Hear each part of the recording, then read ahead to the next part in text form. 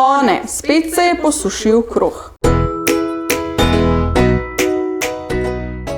Hej, tukaj Sabina in danes je na vrsti nov Zero Food Waste Hack.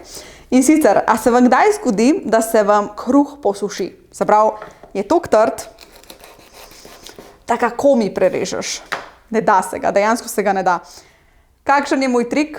Ena varianta je, zmelješ ga, narediš drobtine. Ampak, ker mi drobtin ne uporabljamo doma, imam jaz še en trik in sicer, da ga dam pod vodo. Pazi to. Evo, kruh je namočen, kar kaplja z njega, tako da fajn je, da ga čim bolj prepojimo. Že zdaj dobiva malo drugačno teksturo, je bolj mehak. Zdaj pa na vrsti, da ga damo v pečico.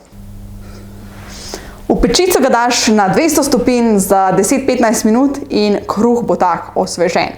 Sam pazi, da ga ne boste pustili preveč dolg časa v pečici, ker pol bo pa pač zažgan. To je bil Zero Food Waste Hack za čim manj zavržene hrane, ker hrana ni za tja v en dan.